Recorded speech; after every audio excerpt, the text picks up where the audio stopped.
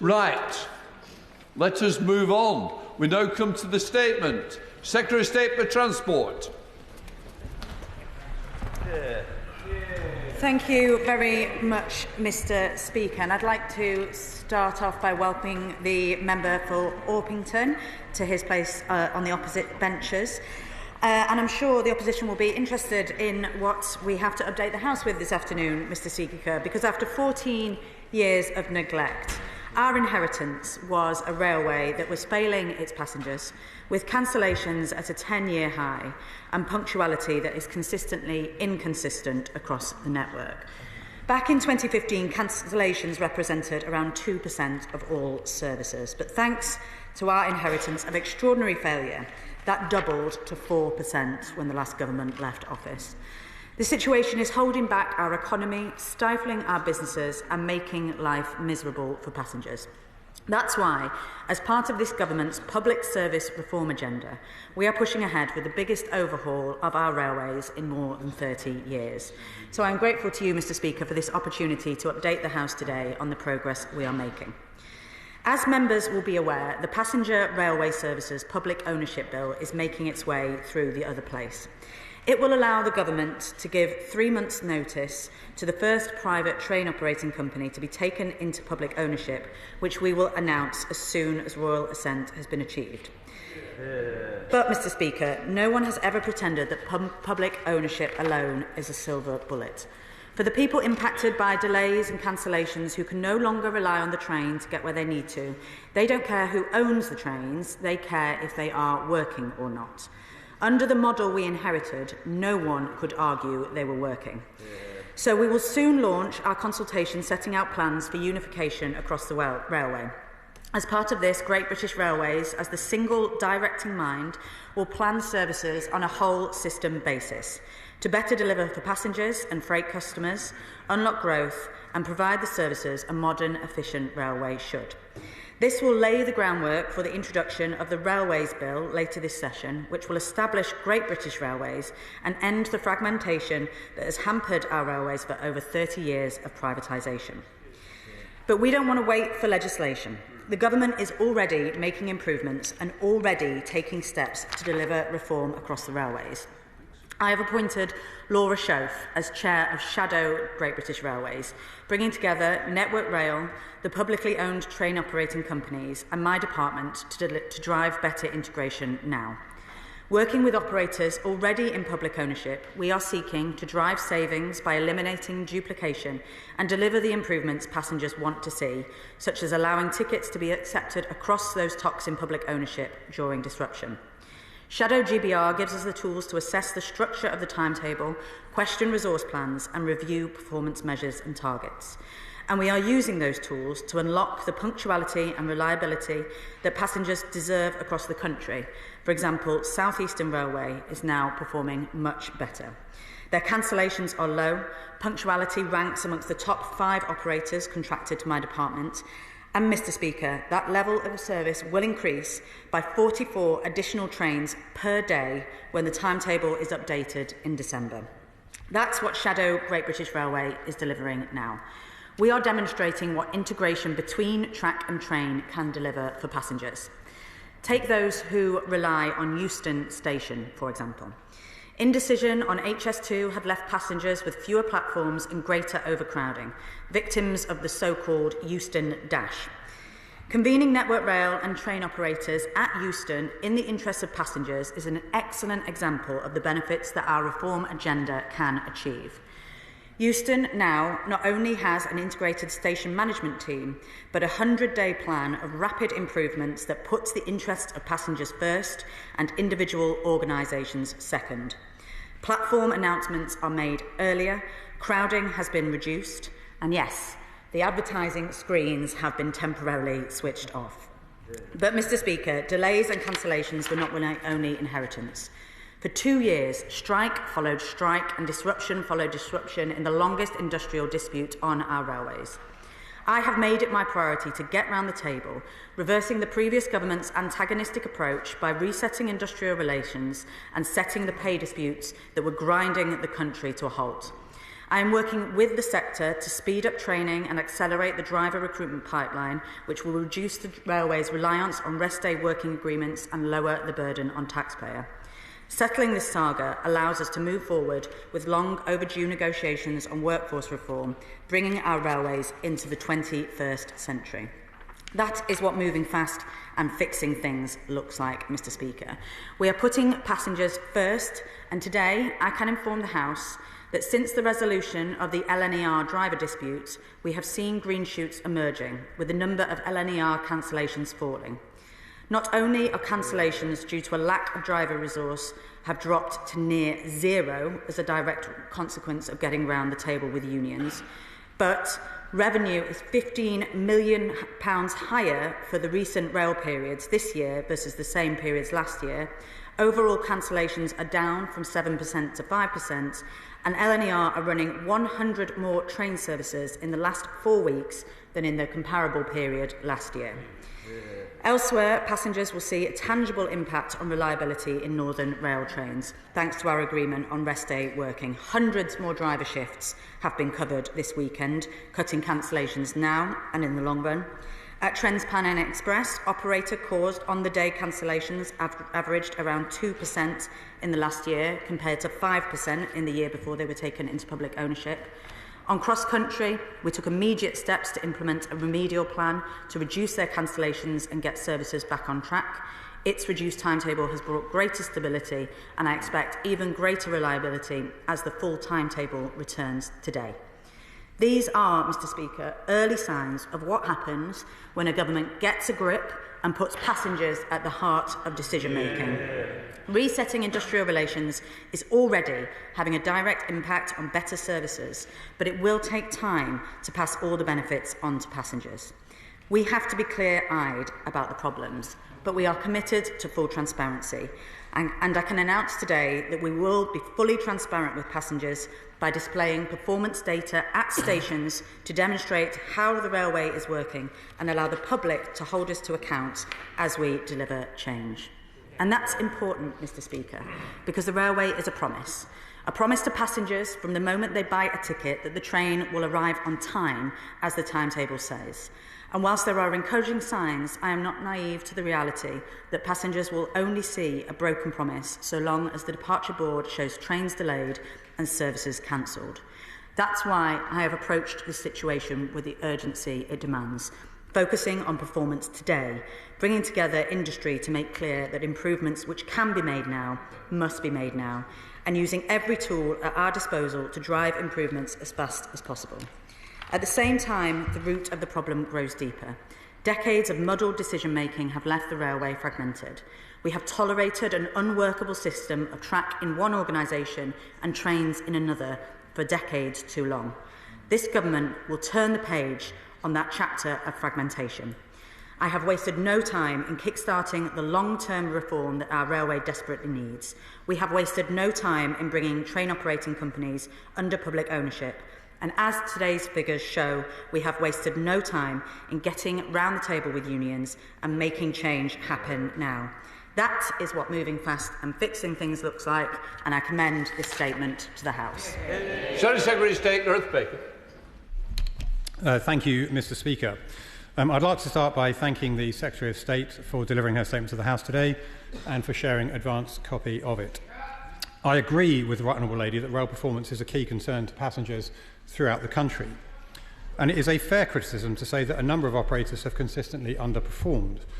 And that is why, when we were in government, we took action to improve performance on our railways, having invested over £100 billion to operate and enhance our railways since 2010, and having electrified over 1,200 miles of track, as compared to just 63 miles under the last Labour government. And I'm glad that the government is taking forward the framework offered in the previous Conservative government's Shapps-William review.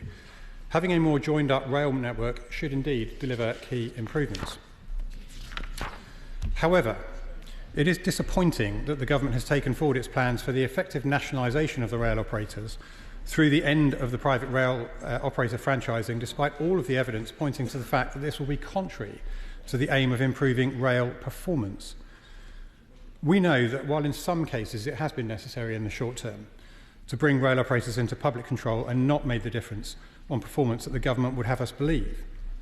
It takes only a cursory glance, Madam Deputy Speaker, over passenger rail performance statistics to see some of the rail operators operating under public control have done little or nothing to improve cancellations or delays in relation to other operators. For example, the Right Honourable Lady specifically mentioned delays to the Transpennine Express, referencing a decrease in cancellations since the operator was taken into public ownership. But she made no reference to delays. Data from the Office of Rail and Road show that in the 4 years prior to the train operator being under public control, passengers faced an average of 8,130 delay minutes per month. But from period 2 of 2023-2024, when the operator was brought into public ownership, up until period 4 of 24-25, average monthly delays have increased by 1,677 minutes to 9,807 per month. And in addition, for the year 23-24, data shows that train operators run by private companies in England had an average on-time rate of 64.36%. For train operators in public control, by contrast, the average was 57.7%, a difference of just under 7%. Public ownership is not the panacea that the Right Honourable Lady claims. So it is disingenuous for the government to argue that wholesale public control of rail operation will do everything to improve performance, particularly for those operators that are already performing well. And I note here, Madam Deputy Speaker, that under the government's plans for the end to rail private franchising, the first contracts set to expire and be picked up by the government are some of the highest performing franchises. And this fact risks the government making the mistake of taking credit for comparative strong performance, which will not occur as a result of the government's measures, but as a result of the successes of the previous private franchising. And this would mean that the government draw the wrong conclusions from their actions, which will, of course, have implications for future decision-making. It should be appreciated as well that the role of open access operators has been one of the greatest success stories within our rail network. It is therefore incumbent on the government to provide greater clarity to the sector on how its plans for the rail network will impact on open access operators. Importantly, it is essential that the Secretary of State finally clarifies the long-term plan for rolling stock under the government's measures. Madam Deputy Speaker, I appreciate that in Labour's brave new world, all decisions are being reflected through the ideological prism of public good, private bad. But there is a fundamental risk that the government are taking ideological action to the long-term detriment of rail performance. Amongst our counterparts in Europe, it is widely acknowledged that rail privatisation has been successful in increasing passenger numbers, encouraging investment and controlling costs. In Italy, for example, prices have reduced by 31% and Austria has witnessed a 41% increase in service frequency. It is a serious risk that this government's plans will take us backwards on those key areas without offering any promise of improvement on performance or improved journeys or fares to passengers. As I said, we all fully acknowledge the difficulties facing our railways, and nobody should accept poor performance that we have unfortunately seen in some areas of our network. But merely enacting demonstrative yet counterintuitive measures designed to communicate action are no substitute for real measured and pragmatic choices. For example, the government and the Secretary of State have made the choice to offer inflation-busting pay rises with no working practice reform in exchange. Without substantial working practice reform, it is deeply unlikely that the cost of these pay deals will be offset by improved performance, and the failure to introduce working practice reform will mean continued performance difficulties on our railways. So I ask the Secretary of State whether she can offer a guarantee today that ending private rail franchising without implementing working practice reform will lead to demonstrably improved performance. If she cannot offer that guarantee, then the government should shelve the ideology, take a step back to pause and examine whether their package of measures will truly improve rail performance. Because, Madam Deputy Speaker, it surely makes more sense to learn from the performance statistics, understand the experience of the continent and our past, on the improvements that the private sector can bring, and prioritise practical over ideological. Well, I'm very grateful to the Shadow Secretary of State and for acknowledging that that we did provide the statement in advance. I would suggest next time you might read it before he responds. He will have heard me say that public ownership is not a silver bullet, and hence why we're setting out a substantial package of reforms, which again, as I mentioned earlier, includes substantial workforce reform, including developing training policies. That's one of the ways that the recruitment of drivers is really held back, and reducing reliance on rest day working agreements. You might also want to check the latest statistics on TransPennine Express, because they actually had the largest increase in punctuality of any operator contracted to my department, including all those in private ownership. We have been clear that open access should continue where it doesn't abstract revenue from the overall network and where there is capacity. There have been good examples such as Lumo and Grand Central, and we're very happy to continue working with them, and we will publish a long-term rolling stock plan in due course. The Chair of the Transport Select Committee, Ruth Cadbury. Madam Deputy Speaker, the Transport Secretary's statement is hugely welcome. Bringing the privately owned train operating companies into public ownership, as well as setting up GBR, will inevitably add to her department's workload. So what preparations is she making to manage this additional workload? I'm very grateful that my right honourable friend is concerned about my work-life balance. I am as well. We are staffing up the operator of last resort, as it is currently known. We'll be changing its name shortly, as it will no longer be the operator of last resort. And the department has significantly increased its capability. You know, under the previous administration, no one in government took responsibility for the running of the railways. We are taking a very deliberately different approach, and as passenger-in-chief, we need to ensure that both the operator of last resort and the department is sufficiently staffed up in order to manage the quick and successful transition of franchises into public ownership. Liberal Democrat spokesperson Paul Kohler. Thank you, Madam Deputy Speaker. May I thank the Secretary of State for her advanced sight of her statement. May I also welcome the member for Orpington to his new position. The Lib Dems welcome the Minister's statement that performance has improved, and commuters and businesses are obviously relieved that industrial action has been curtailed. It is, however, disappointing that the unions were not required to agree any meaningful improvements to productivity as part of the settlement. Clearly, however, we are not out of the woods, or perhaps I should say the tunnel, yet. Under the Conservatives, delays, cancellations, overcrowding became commonplace. Last year, over 55,000 rush-hour trains were either partly or fully cancelled. This was a 10% rise on the previous year, and the worst of any year since 2019. So whilst the latest news is welcome, there are many miles left to go on this journey. Madam Deputy Speaker, the government's policy of nationalisation, as the Minister herself concedes, is no silver bullet.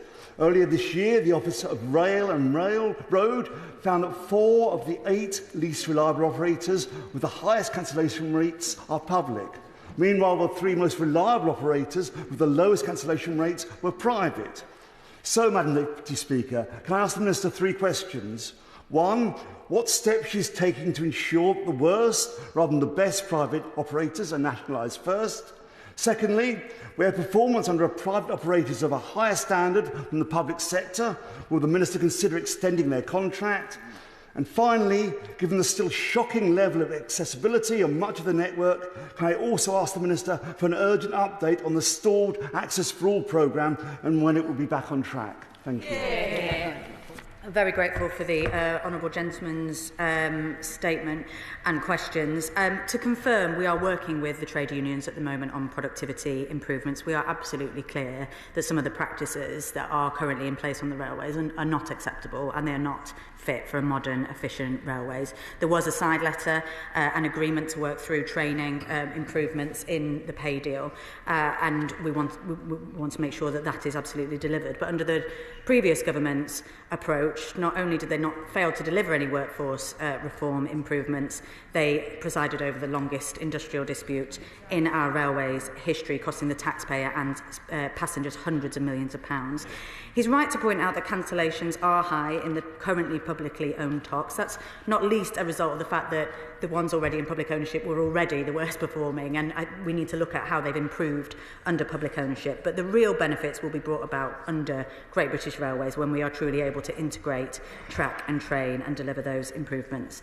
We'll set out the schedule for bringing the private TOCs into public ownership once royal assent has been achieved of the public ownership bill, but the right balance has to be struck between both performance and return to the taxpayer, because we're spending hundreds of millions of pounds in dividend payouts and management fees. He's absolutely right to raise the issue of accessibility and access for all, which has not been good enough under Network Rail, and I'd be very happy to write to him about specific stations in the programme overall. Dr. Rupa. Thank you, Madam Deputy Speaker. Everyone is praising my right honourable friend to the heavens now that HS2 is finishing at Euston, and she is welcome any time to Old Oak Common in my seat to have a look-see at progress there. But can she help fix daily delays that constituents are facing on Crossrail? West Ealing and Acton Main Line are actually getting a worse service than before all this, and we do want to build so people can travel who are in these new homes. Very grateful to my honourable friend, and the day that everyone is praising me to the hilt on HS2 will be one that I look forward to. Very grateful for her question. She will know that brand new Elizabeth line trains are on order, and that the Mayor of London was awarded a £485 million capital settlement out of this budget for those, partly for those trains that are being produced at Alston in Derby, and that will significantly improve the overcrowding and delays that she talks about. But the department absolutely works with the Mayor of London on a very close basis in order to address those delays. Dame Harriett Baldwin. Thank you, Madam Deputy Speaker, and can I thank the Secretary of State for coming to the House and updating us, because it does give her an opportunity to correct the record that may inadvertently have misled the House at the last transport questions about the Birmingham to Hereford line and West Midlands Railways performance. Because back in May, a terrible 1 in 10 of those services was being cancelled, but by October, when transport questions took place, 1 in 6 of the Birmingham to Hereford services were being cancelled. Could I ask her to commission her officials to sit down with West Midlands Railways about that particular line and find a way where she can move fast and fix the service on that line as well? I'll of course seek to meet either myself or the Rail Minister with West Midlands Trains in order to address this, the performance. A Select Committee Member Laurence Turner. Thank you very much, Madam Deputy Speaker. The Shadow Secretary of State said that we should pay attention to performance statistics.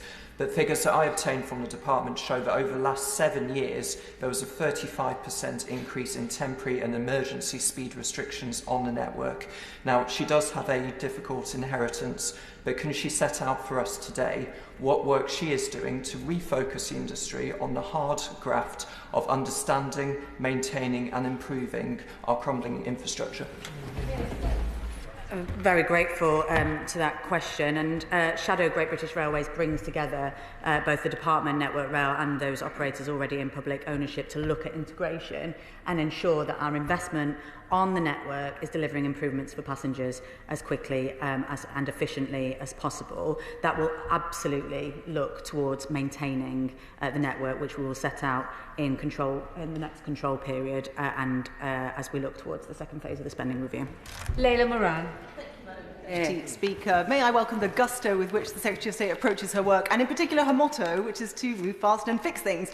But I wonder, has she spoken to Network Rail recently? Because their motto seems to be move slow and break things. Or at least if you were in Oxford and looking at the way they've mismanaged the Oxford train station upgrade, the second Christmas in a row, Madam Deputy Speaker, that businesses along the Botley Road aren't going to be open. We've got a meeting later this week with those businesses. I've asked for a meeting with the Rail Minister. He seems too busy. Would she avail just a moment of her time so that I could work with her to see how we can move forward on this? It's not acceptable, is it? I completely empathise and agree that the situation in Oxford isn't good enough, and part of the reason and part of the characterisation she has given to Network Rail is why Network Rail is being abolished as we establish Great British Railways. I will of course meet with her to discuss how we can improve the situation. Rachel Hopkins. welcome the Transport Secretary's comments today and her emphasis on good industrial relations in the rail industry. So can she set out why she thinks this Labour government was able to work with trade unions such as Isleworth to end the national strikes, improving services for passengers within several weeks of taking office, when the previous Conservative government was unable to do so in several years? I'm very grateful for my honourable friend's question. I mean, the truth is that the previous government deliberately provoked and prolonged that strike, the longest in our railways history. They'd budgeted for a pay settlement not far off where we landed, and the pay settlement has already paid for itself in terms of increased revenue and improved services for passengers. Thank you, Madam Deputy Speaker. Chiltern Railways was absent from the Secretary of State's statement just now, but when it comes to rail performance for my constituents, both on the Chiltern Main Line and the Aylesbury branch, daily overcrowding, often with passengers being left on the platform, is a reality. So, given the previous government had stepped up with a commitment to ensure Chiltern got more rolling stock to tackle those overcrowding challenges, will the Secretary of State make it a double priority to get Chiltern those extra trains to end this overcrowding? The honourable gentleman is absolutely right, and Chiltern were the worst performing in terms of the reduction in punctuality last year, further making the case for public ownership. Now, the previous government made lots of commitments, very few of which were funded, but I will take it away and determine where the rolling stock order is. Select Committee Member Catherine Atkinson. Madam Deputy Speaker, I welcome the Secretary of State's success in ending national industrial disputes as a first step in delivering better services for rail passengers. Does she agree that the establishment of Great British Railways in Derby will represent a further positive step in getting Britain moving again? And can she update the House on the governance framework of Shadow Great British Railways and how it will work with stakeholders on functions like producing a business plan? Very grateful to my honourable friend, and I was delighted to be in Derby recently and confirm the headquarters of Great British Railways in the rail city that is Derby, and delighted also that Alstom, as I said, is manufacturing the new Elizabeth line trains as a consequence of funding awarded in the budget. Shadow GBR is really important in order to engage with stakeholders and crucially put passengers at the heart as we look towards developing a new culture and a new organisation in Great British Railways, and it comes under the expert chairing of Laurence, who brings substantial planning and transport experience from her time as Chief Executive of West Midlands Combined Authority. Select Committee Member Rebecca Smith. Thank you, Madam Deputy Speaker. It has recently been brought to my attention that Great Western Railway, which serves my constituency in Devon, drivers do not have contracts that ensure a 7-day-a-week service. They don't include Sundays, and trains are regularly cancelled as a result. In fact, this morning, one lady got on 4 trains yesterday were cancelled. She'd been forced to catch the first train this morning. So I'd like to ask the Secretary of State, forgive me, what plans does she have to equalise driver contracts under the plans for Great British Railways to ensure that routes such as those from Paddington to Devon are fully staffed 7 days a week so that she can fulfil her promise to passengers? The honourable lady is absolutely right, and unfortunately this is a picture across too much of the railways, that the workforce terms and conditions are simply not fit, and they are part of the inheritance that we have had, where we don't have a workforce and that is able to deliver a modern and efficient railways. We are working with Great Western Railway at the moment to address this particular issue, which is really egregious, and we'll come back to the House shortly in order to set out progress. Select Committee Member Dr Scott Arthur. Thank you, Madam Deputy Speaker. And I'd like to thank the Secretary of State for her statement and also for the leadership she's showing in getting our railways back on track. Sorry for the pun. I'm also really pleased you mentioned LNER and Lumo, because both do a fantastic job of connecting Edinburgh and London and providing a stress-free alternative to flying. When the Secretary of State first took up her post, she was very clear that she wanted HS2 to get their costs, to get a grip of costs. Does she feel vindicated, given the reports over the weekend that over £100 million is going to get spent on a single structure, despite some of those being involved saying that they were not aware of the need for it? Thank you. It was extraordinarily frustrating to see the news reported about the obscene amounts of money that was spent on this particular structure to do with HS2. That was under a previous leadership of HS2, which we are resolving, bringing in Mark Wilde imminently to lead the organisation. We are resolving issues around cost control and governance as a result of James Stewart and his governance review of HS2. And it was under the previous government, which the electorate fortunately resolved for us on the 4th of July. Tim Farron. Madam Deputy Speaker, would she have a word with Northern Trains to remind them that they are actually meant to run a rail service on a Sunday? After a weekend of cancellations at Windermere, Oxenholme and elsewhere, would she also speak to Avanti Rail? And many people in the House may agree with me on this and experience the same thing, but services from London Euston to Glasgow Central are habitually stopped at Preston, even when the track is clear all the way to the Scottish border and beyond, harming my constituents in Oxenholme and then in Penrith, Lancaster and Carlisle too. I thank the honourable gentleman. I have routine conversations with Northern Rail, as he would imagine, most recently on Thursday. We did facilitate a new rest day working agreement with Northern, which has significantly reduced driver cancellations, but there is an outstanding issue with conductors, very similar to Great Western, where on parts of Northern trains, particularly in the North West, Sundays are not in the working week, which has led to these unacceptable levels of cancellations, which we are working to resolve at the moment.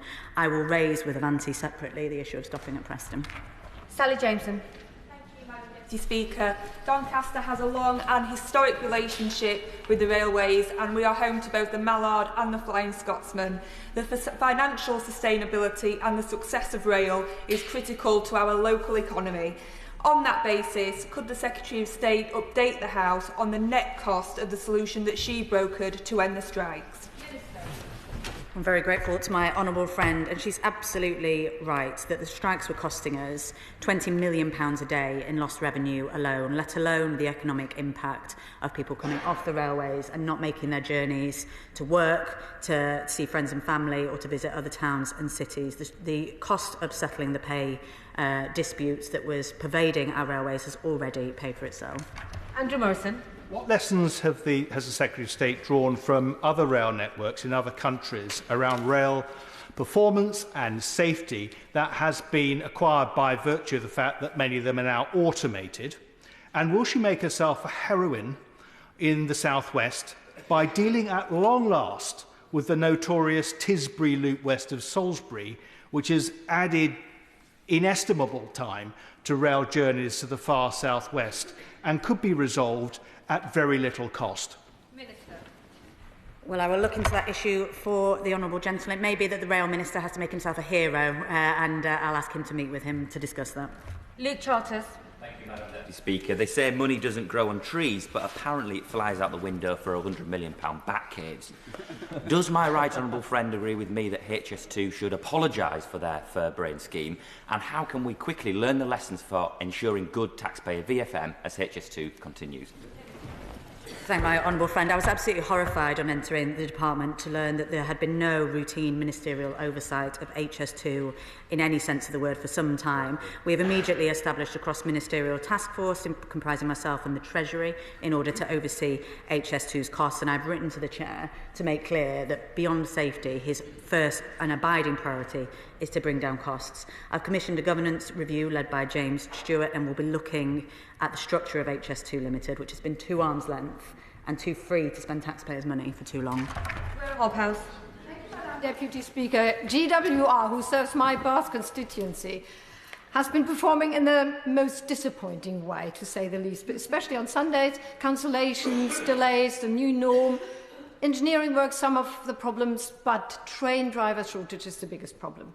So what does what she has set out to call the rest day working issue being resolved exactly mean for my constituents, and when does she expect that they can see tangible change?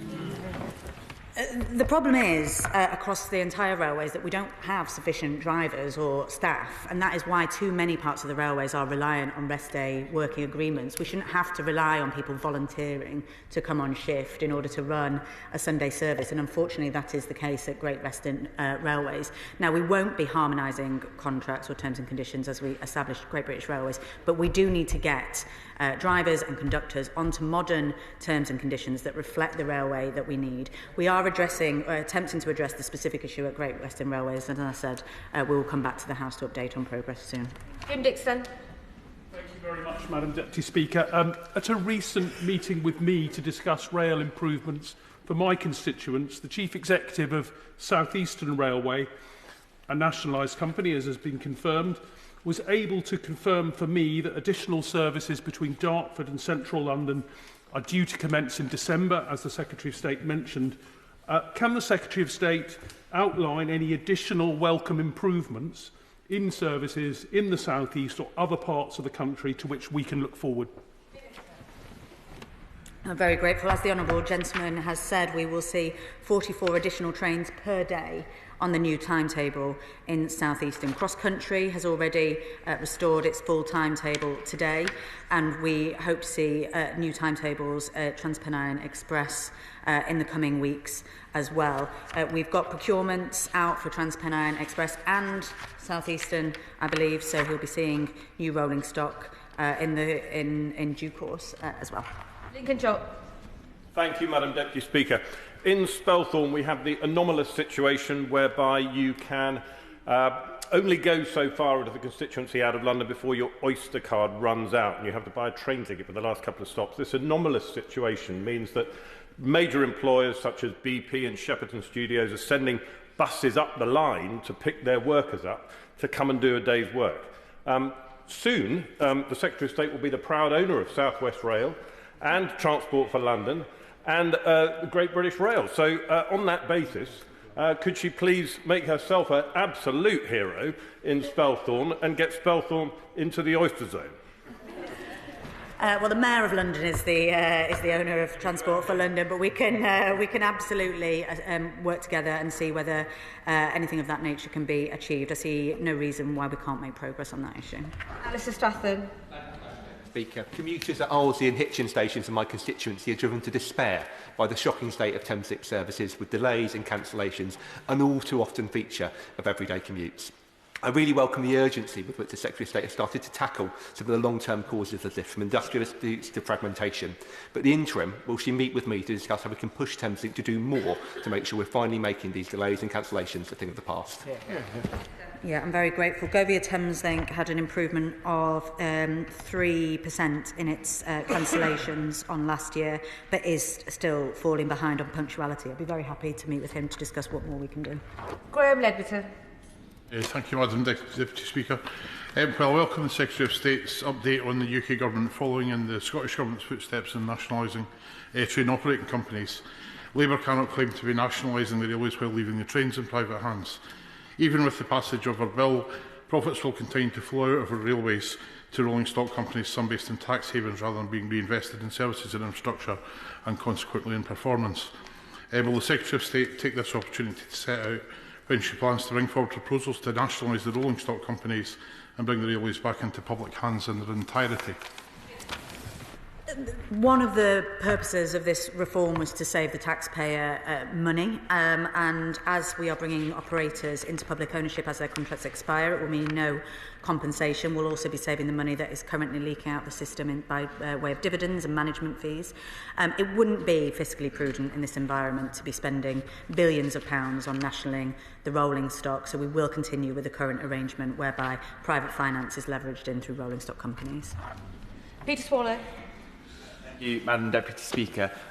My constituents in Bracknell are relying on a train line between Reading and Waterloo that has seen no improvements to frequency or journey times since the 1970s. So they will warmly welcome the steps the Secretary of State has set out today to launch a consultation setting out plans for unification across the railway.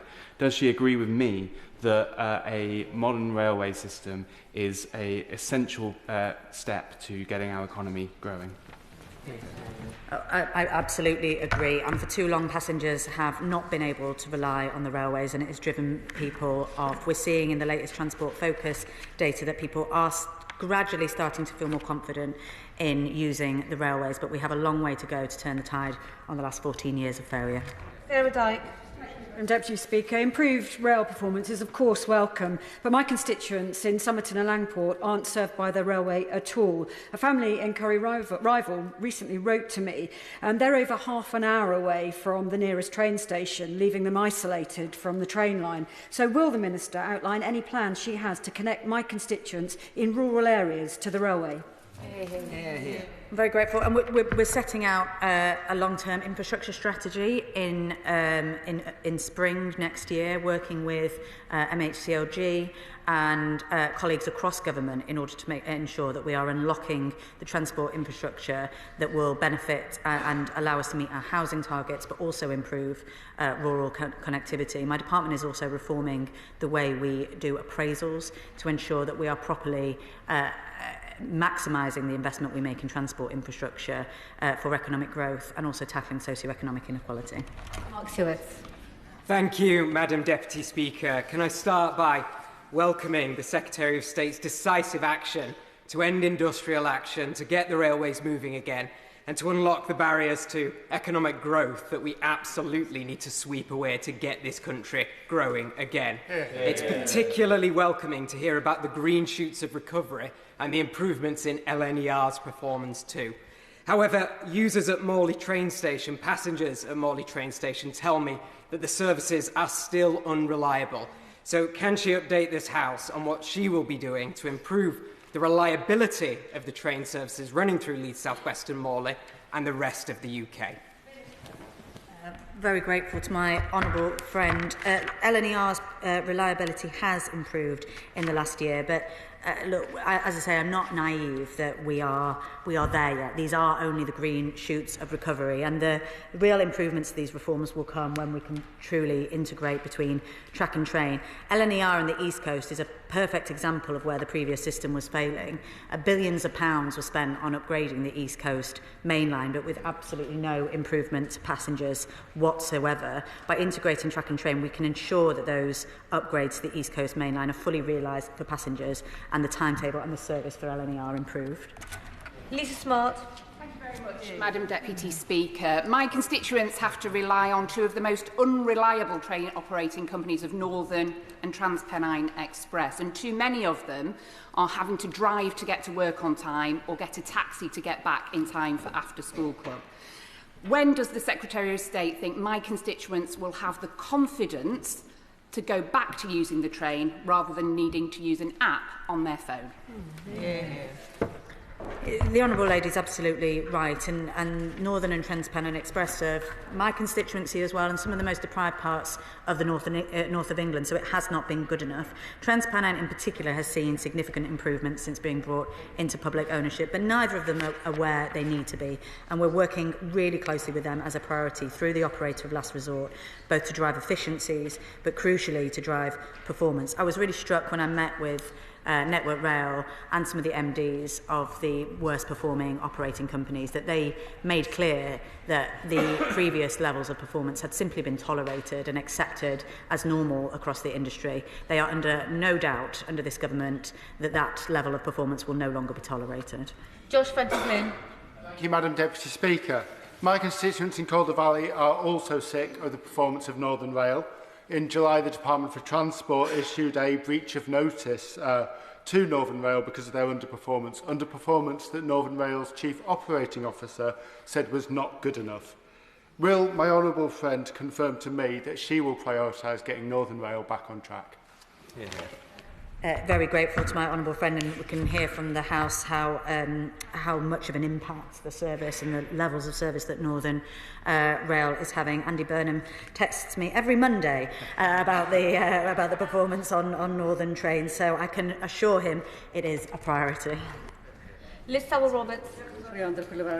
Earlier this year, Avanti West Coast North Wales mainline services had on-the-day cancellations at over 20%.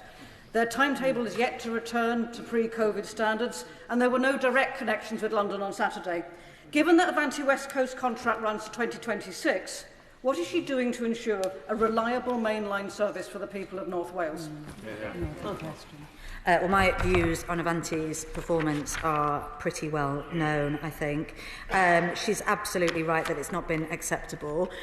Shockingly, though, the way that the National Rail contracts were written under the previous government means that they have not defaulted. They are on a remedial plan in order to drive improvements, and we have seen a small increase in their punctuality, but they still have a long way to go, and we are watching over them like a hawk to make sure that if they do default, they can be immediately brought into public ownership.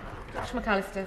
Thank you, Madam Deputy Speaker, and I'd like to also extend my thanks to the Secretary of State and the team for the early action they've taken to improve the reliability of the network.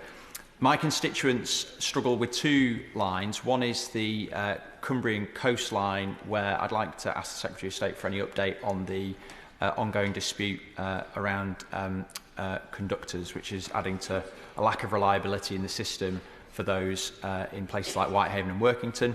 But also, I spend far too much time on Avanti West Coast Line services with an opportunity to speak to constituents who can't use the Wi-Fi because it's highly unreliable. It's a big issue for productivity, so I would ask the Secretary of State to raise that with Avanti when she meets them.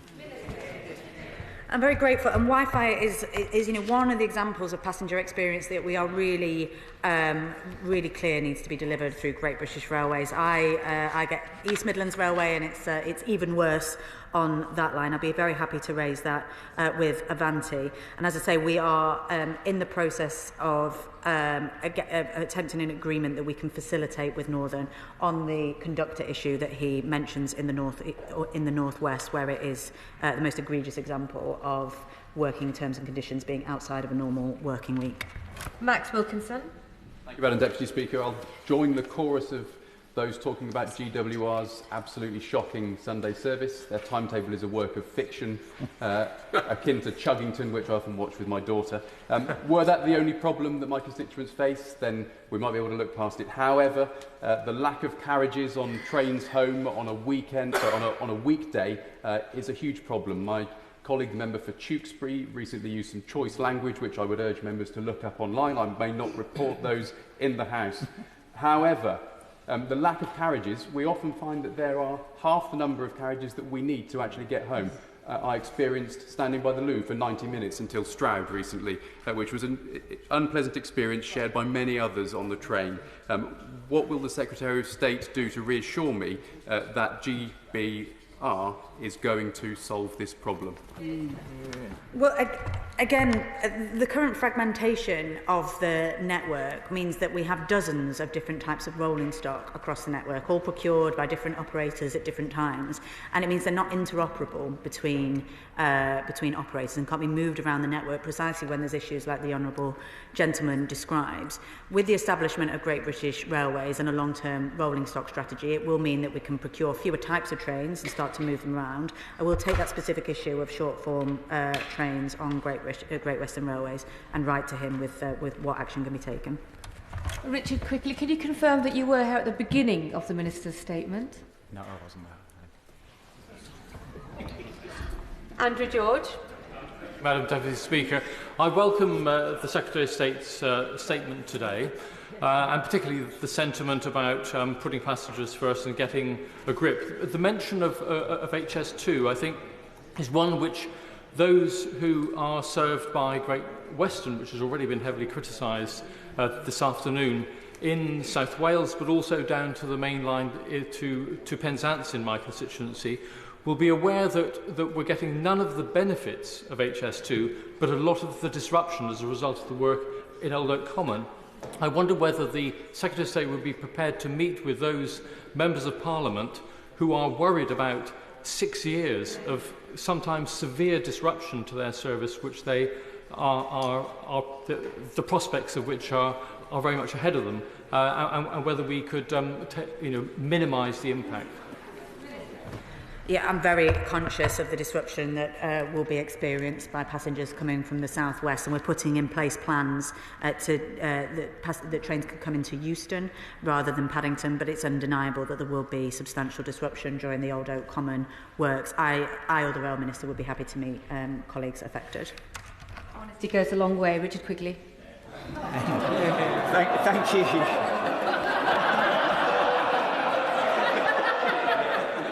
Thank you, Madam Deputy Speaker. I truly am grateful. Thank you very much.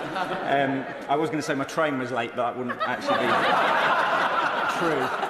Speaking of my right honourable friend being a heroine, finding a solution to the Isle of Wight Ferries issue would result in us erecting a bronze statue on the seafront in Cowes. But in terms of rail, does my right honourable friend agree that the Conservatives' failed experiment with privatisation has caused passengers misery and cost millions? What is the Secretary of State going to do to make things better? I'm very grateful to you, Madam Deputy Speaker, for allowing my honourable friend. I thought he would mention the ferries as well. He also texts me often about the ferries. Very grateful for the point. Not only will this deliver better services for passengers, but a far better settlement for the taxpayer who've been ripped off under the previous model for far too long. Jim Shannon. Madam Deputy Speaker, can I thank the Secretary of State very much for her statement today. And Secretary of State has been very clear that transparency for passengers will be achieved by displaying performance data. However, how does government intend to ensure passengers don't simply know that their local line isn't doing well, but they also know that passengers' taxes aren't simply going to pay rail staff higher wages, but to make sure that trains reach their destination in a time-effective and indeed a cost-effective way? Thank you so much. Very grateful to the honourable gentleman. The purpose of displaying performance data at stations is to give passengers certainty and transparency about the state of the railways. But Great British Railways will also be far more accountable than under the current system. At the moment, in order to hold the railways to account, it's a complicated mix between responsibility of Network Rail, the train operating companies, and the Department for Transport. Great British Railways will provide a single point of access to the railways for politicians, for communities, and we will be able to ensure that the organisation is single-mindedly delivering for passengers.